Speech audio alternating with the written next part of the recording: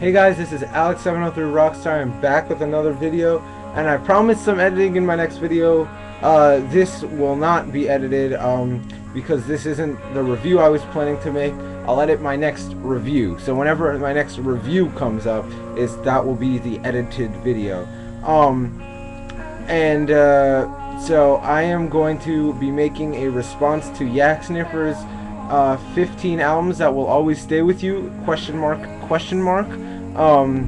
I wanted to do this on Thursday because Thursday is when I go to my dad's house where I have all my records, but alas, I was busy Thursday. I was busy Friday night, so I am making this on Saturday morning. And yeah, let us get right into it. Number 1, Pendulums in Silico. Now, let me just state that I don't think this is a great album. It's a good album, but it's not a great album. But the reason it's on this list is because it did affect me in multiple ways. Besides the fact that I enjoyed the record, despite it not being amazing, it's what got me into sort of drum and bass and jungle music, which later led to dubstep music, to grime music, all this different stuff. And this was my introduction to it. Before it, I didn't know anything about this kind of music. I have a friend, Weeks, who will probably comment on this video, who really likes this kind of music, but you know, I disregarded him before I listened to this. I was like, that's some techno music, but it's not techno music. Techno music sounds very different. And this is what got me into that style of music. Then I listened to Hold Your Color, which is even better than this album, but this is what got me into it. And it is a good album, although not great. The next is a really predictable and cliche album, and y'all are gonna hate me for this because I have such a fucking mark for this band. I always review their albums, and they sort of disappoint me, and that's Weezer's Pinkerton. Now, I know, I didn't like Hurley, and that was my last review that I've done, I think. But this album is what always gives me hope, what keeps me buying the new Weezer records, because I know that they can make music that is so good like this. This, I guarantee you, any fan of any kind of music will just pop this in and they will enjoy the shit out of this record because the songwriting is so good. It's like, this is at a time when Rivers was just locking himself up in his room and like shooting heroin and then writing songs. And of course, the Drug Addicted albums are always the best albums. So, yeah, produced some brilliant shit. The next album is MF Doom's Food. This was essentially the album that got me into lyricism in terms of hip-hop. I mean, before then, I had Nas's Illmatic, you know. I listened to some decent rappers, but, you know, I was still pretty into, like, I only knew very famous or mainstream rappers. And this is what got me into more underground rap, because the lyricism on this is brilliant. The reason I bought it is actually because I read a good review on it somewhere. I was like, this concept of having food in every song sounds cool. And I bought it, and this album blew me away. I have Mad Villainy, and I think that's a great record, but this album definitely affected me a lot more. It was my introduction to MF Doom, and there's just some great songs on here, especially Hoe Cakes, which is an absolute classic, one of the funniest songs I've ever heard, and it's just made me it's what turned MF Doom into my favorite rapper, and he still is, and it probably won't change, unless some unexpected occurrence happens and there's just some brilliant guy, whatever. Hair in my tongue. Next is Beastie Boys, Hello Nasty, their most underrated album, definitely. Yak Sniffer put Check Your Head on this list, and I think that's a great album, and what he said is true. It's their most musical album, and you can actually check out my review of it here. Maybe I will put a link, maybe not. If not, it will be in the down bar. So Hello Nasty, yes, I love this album. To me, it's their most diverse album. It just has so many different sounds. It made me appreciate the art of scratching on vinyl. It made me appreciate so many different styles of music. And this is at the point when I think the Beastie Boys were at their most creative, because they were mixing all their influences together, and it just came out with a beautiful record. And I don't understand, this is generally considered to be a good record, but it's not generally considered to be a great record, and I don't know why.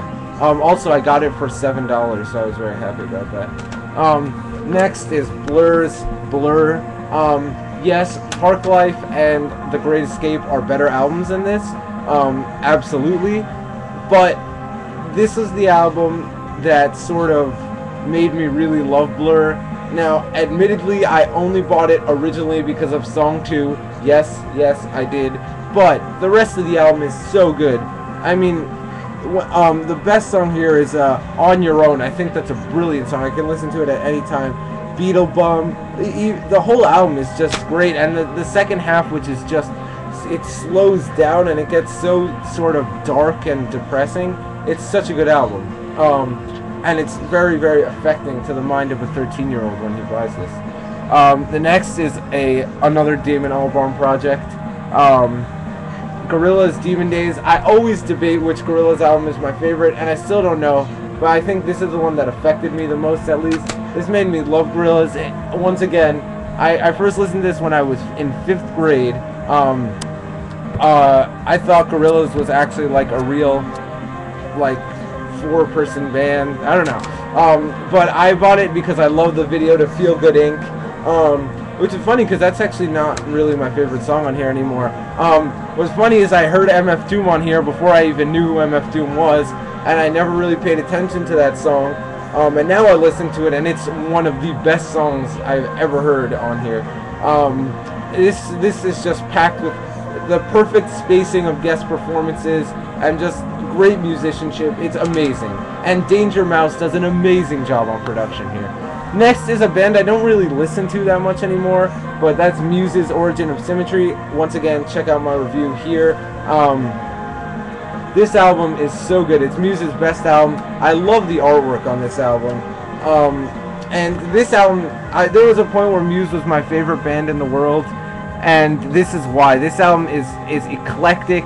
It doesn't stay on the same topic as all of their other albums, like a lot of their other albums do. It is melodramatic, like all of their other albums, but in a way that's sort of, in a sense, it's like they know they're being very melodramatic here, and they just make it as pretentious as possible, just for shits and giggles. I really like this album. Brilliant.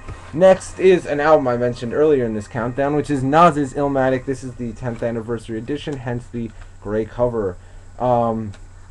Silver, gray, who knows. Now this album, while MF Doom is what introduced me to underground rap, this album is what introduced me to good hip-hop. Because before then, I listened to shitty-ass hip-hop. Let me explain to you something. When I was in middle school, in 5th through 7th or 8th grade, I would say, I listened to terrible music. I'm not even gonna lie. I liked, like, T.I., I liked 50 Cent and all these people. I even liked Tony Yayo. Like, what does that say? There was a lot of stuff that I liked that was just horrible. Horrible. And then I heard this, and the first time I heard it, I thought it sucked. Because I didn't understand what good hip-hop was. But I listened to this again and again, because my friend Persona, shout-outs to Persona, actually, told me this album was really good. He kept insisting. And he listened to really bad music, too, but he also listened to good music. And you know, he sort of forced me to listen to it a couple times. And I suddenly realized, I was like, holy shit, this is so much better than anything else I've heard. He's intelligent. I never thought of rappers as intelligent, and I'm like, this guy is intelligent. And that was impressive to a middle-class white boy, such as myself. And you can check out my review of that here. Although that is one of my worst reviews, and I think it's the review I've gotten the most views on also, which is funny. I have a lot of hate comments on that review, and I was so much younger then, oh my god. Next is an album that I actually think Edmonton Dale was listening to during his 15 albums that will stay with you, which is Our Lady Peace's Clumsy.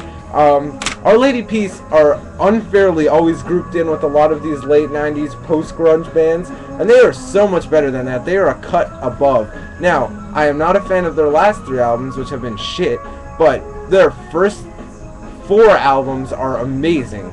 Well, amazing. Some of them are okay. But, you know, this album is the absolute